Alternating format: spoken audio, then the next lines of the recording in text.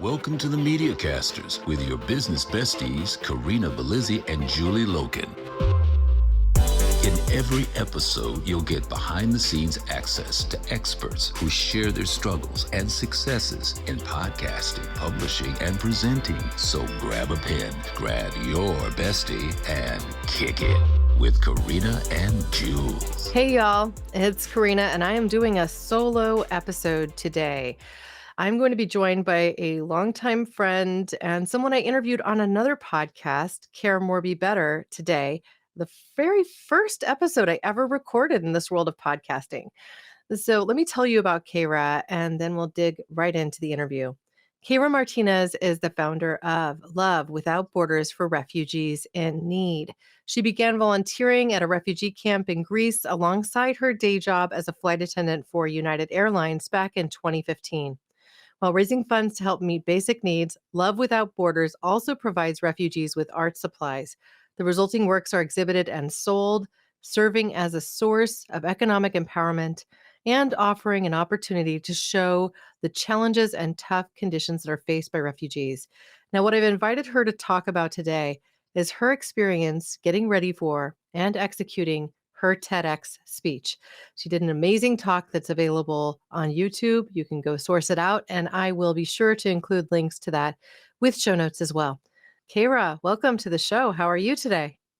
I'm fabulous. Thank you so much for having me back on your show, Corinna. It's good to be here. A first time on MediaCasters, but a second for us. And I do Yes. have something to show everybody watching this on YouTube or wherever. In our first connection, I actually went to your Etsy shop and bought one of the art pieces.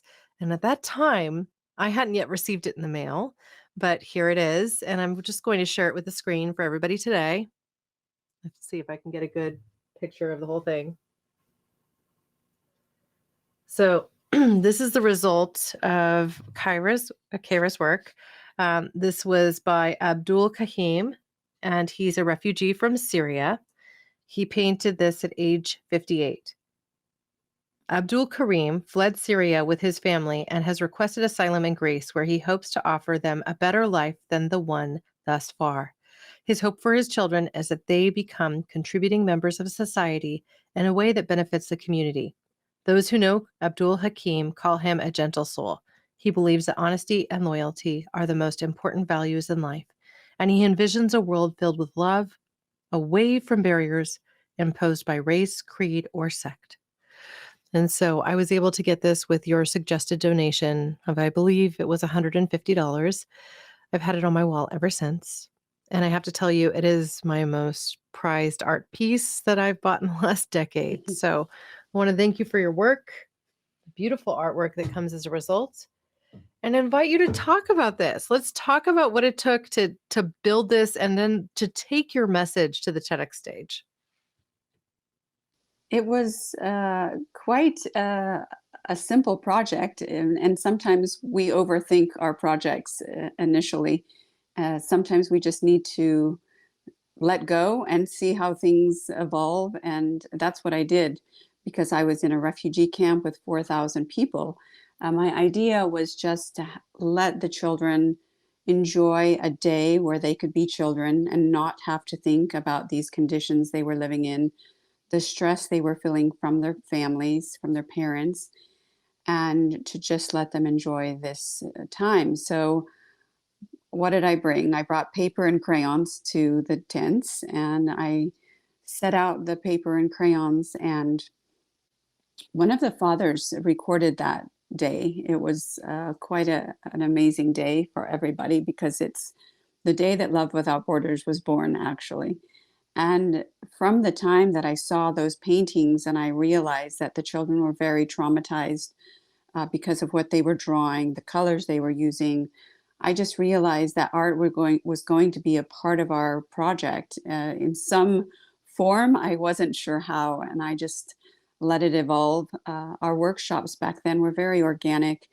I didn't tell them what to draw. I just offered them any color, choose any brush, and anything you want to draw, because at that time, all of their choices in life were taken away from them. They couldn't go to school, they didn't have food to eat, etc. So by offering these choices for them, it was a wonderful way to empower the children.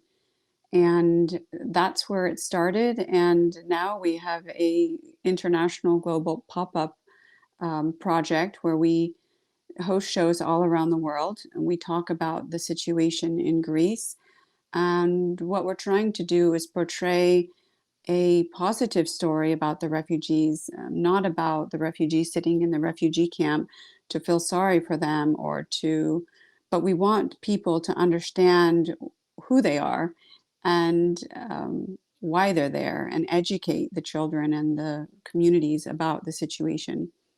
And so we have right now, as we speak, this week, an event in Milano, in Italy.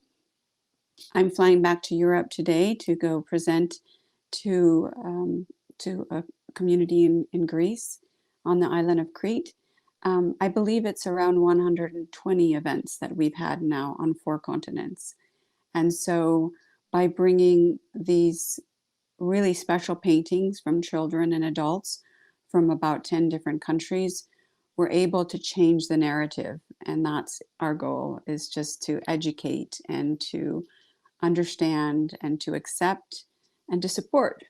So, Well, with 120 talks or events under your belt at this point, you've certainly had the time to get up in front of people and use your voice to really share this message. And so I would like to know a little bit more specifically about your decision to do a TEDx talk and what it took to get there. Can you walk us through that? back in 2017, we had been working with some schools in the United States, and NBC had seen one of the videos of us speaking with the children in Pennsylvania, and so they asked if they could come to interview us. And so my idea was not really about speaking at that point. It was more about getting the word out and advocating on behalf of the refugees. However, once the NBC clip came out, everybody started to write me from schools across the United States, all over Europe, and even we had a request from China. And so with every request, I said yes. I didn't even think about the speaking part of it because it wasn't important to me. I have everything that I want to say right here, and every talk is different. It depends on the art I bring and the situations that I've just gone through.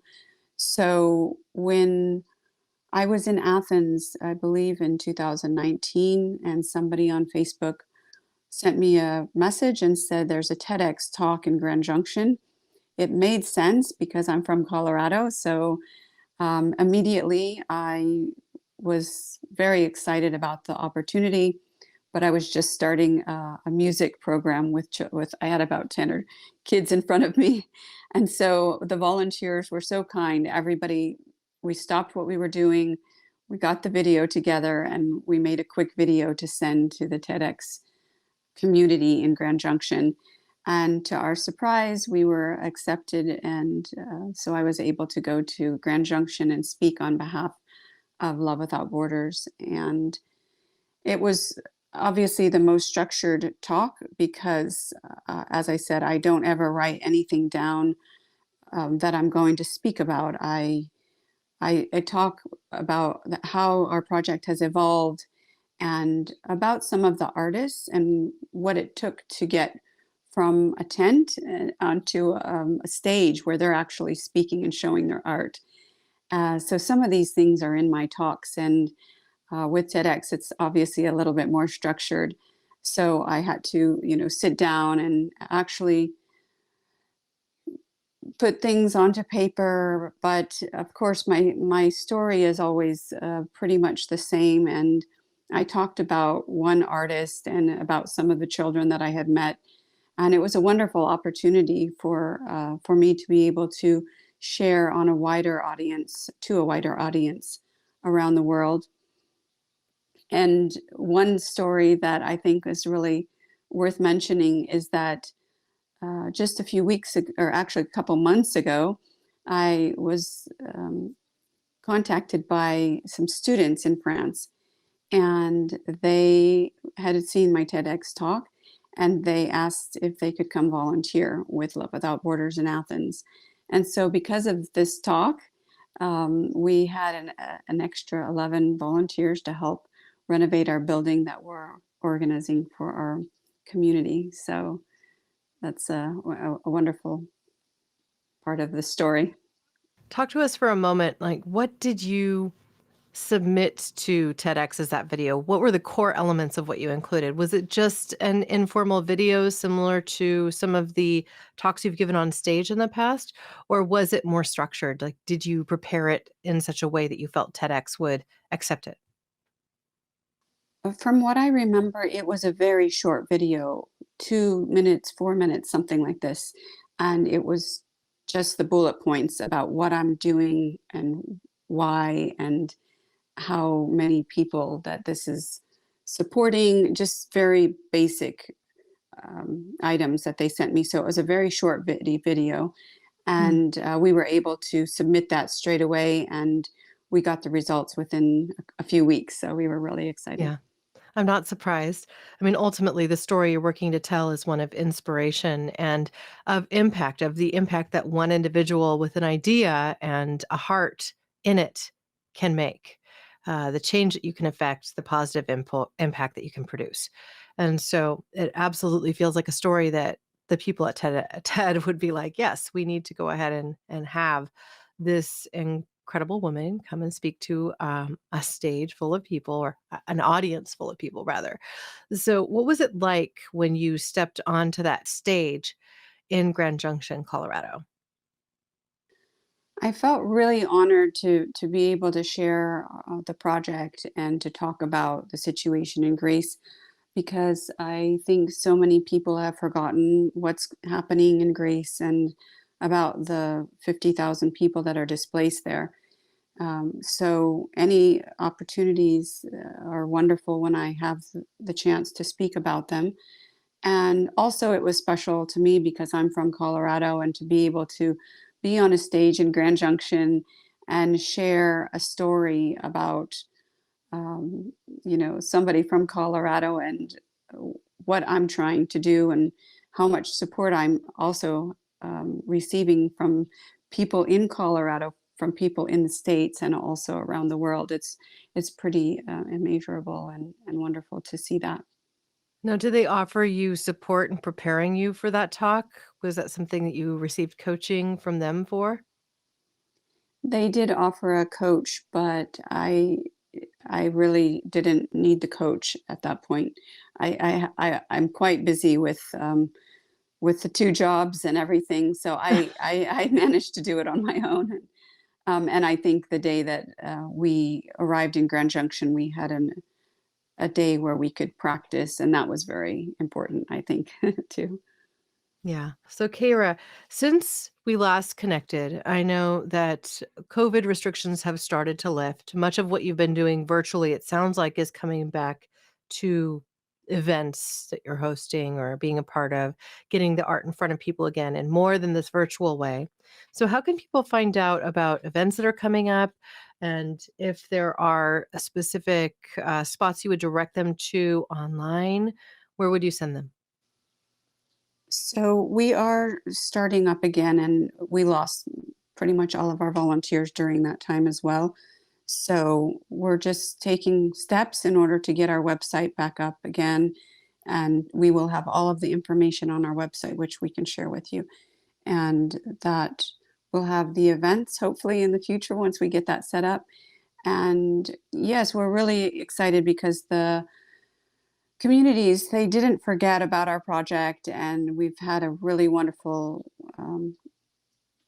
amount of people reaching out recently to invite us back to their communities to speak and to share the art. So we have uh, like half a dozen events coming up in the next few months. So I'm looking at your website now. That's Love Without Borders, the number four, Love Without Borders for refugees.com. And I still see direct connection to your artist corner, to the online store as well. And it looks like that is still run on Etsy. And so people can go ahead and take a look at what you have available now there on the site.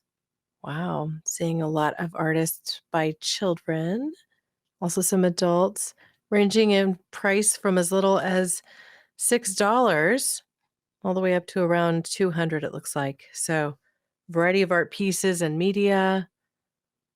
Yeah, wow, 3 pages full. So, I would encourage anybody listening now to go to their Etsy shop, which is linked from Love Without Borders, the number 4, refugees.com. Yes, exactly. All right. So Kayra, I know you're heading to Athens and to this event next. Can you talk to us a little bit about your experience getting on stages?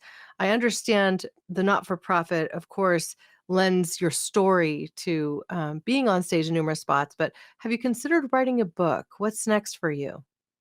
I have set up a program where universities or communities can actually book an hour or two and have me speak at their universities or their homes or communities. And I also have multiple exhibitions all over the world coming up. So I'm just trying to get those organized and juggle my two jobs along with the speaking tour. But I believe starting in September, you're going to see me on tour with the art, because we have a lot of art during this time that people, that COVID hit us. I told the artists, don't stop creating. It's always so important, especially in those times, to continue painting. So we have hundreds and hundreds of pieces of art, and I have really beautiful collections. We just had one in Crete with the Ministry of Greece, and we had a wonderful array of paintings where each artist had a biography in English, Greek, and Arabic. So it reaches more people, and it's a really wonderful when we can offer that in many languages.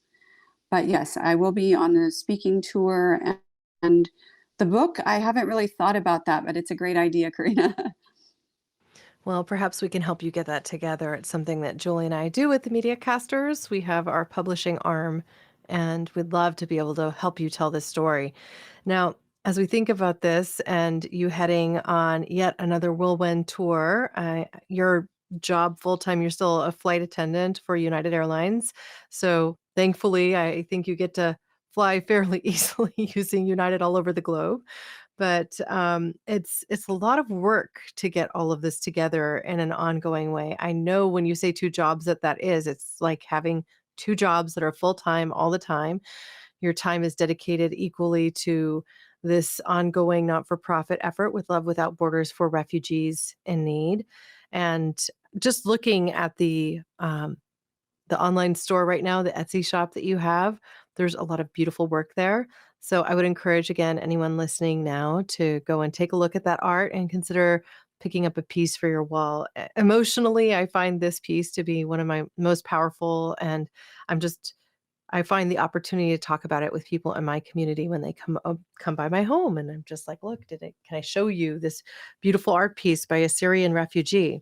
I mean, it's something that means a lot to me, and I think if we all consider the power we individually have, the power of one, as with Kayra, as with I always do this to you. I mispronounce your name. Kayra Martinez, as with Kayra Martinez. Sorry about that. Um, I just feel like there's so much good that you're doing, that you're getting out into the world in such a way that people can really hear and resonate with your message. And also at a time when we hear about refugees fleeing the Ukraine and to other countries that are working to harbor them. Are you involved with any projects with the Ukraine at this point in time, or are you considering heading into them? We went to Warsaw for 7 days, and we were able to um, house women and children. And it was a really difficult time. And I don't know, something like 2 million people were coming over to the borders at that point. So we Yes, it's very challenging, the whole situation there, but there's a lot of support there, and people are offering their homes and funds to support the Ukrainians. So we're really happy about that. However, I had to make a decision because the people that I support don't have that so much, and so I made the decision that I would just continue with my projects in Greece. We still are in touch with some of the families and the people that we've housed. One of the families, the woman was an artist, and she was an art teacher.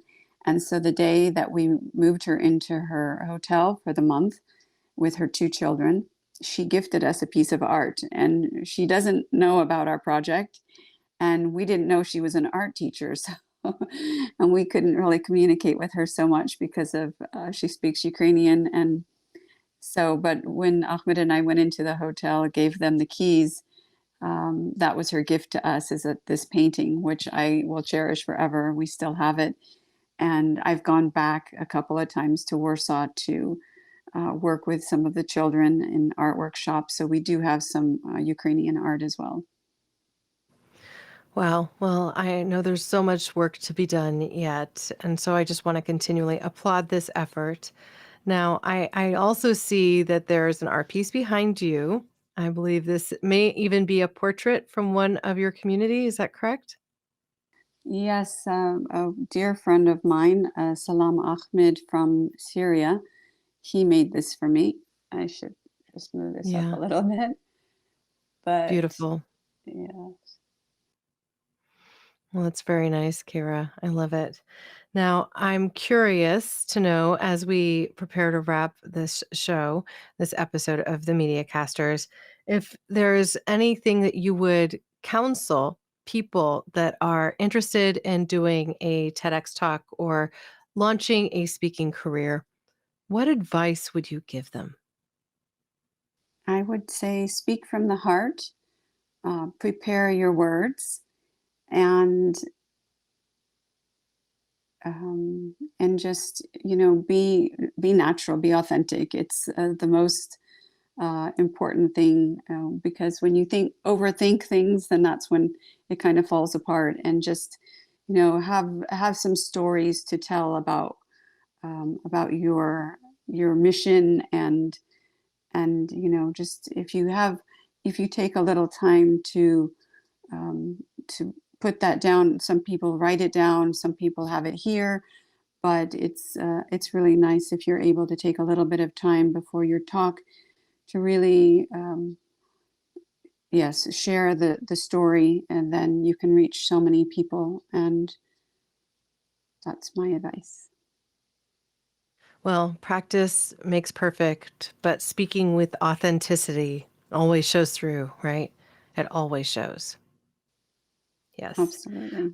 I completely agree. Now, when it comes to the work that you're doing in Aleppo, Greece, to support Syrian refugees, I understand you're also learning Arabic. So, are you preparing to speak in Arabic on stages in other spots of the world? That's very optimistic. I know it's a challenging language. I just had to ask. So I'm learning Arabic mostly to speak with the people that I'm serving in Athens. A lot of them are from Syria.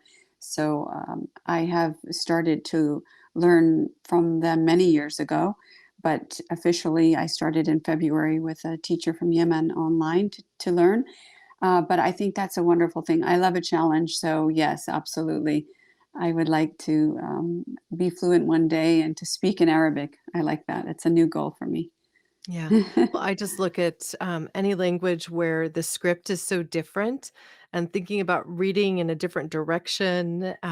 It just kind of flips your mind on its head a little bit, makes it challenging. It's a new challenge for sure because you're not even working with letters that you recognize. And so I applaud the effort. I look forward to seeing where you head next with this. And I just want to thank you for your time, Kara. Now, I ask all of my guests to say one thing when we finish up because we ask you to come kick it with us. And as we close, I just want you to say those two words, kick it. Kick it. Yes. That's great. Thank you so much. Thank you, Corinna. Have a lovely day. Thanks for listening to another episode of The Mediacasters. You can keep this conversation going and kick it with Corinna and Jules in live office hours each week. Visit themediacasters.mn.co to sign up.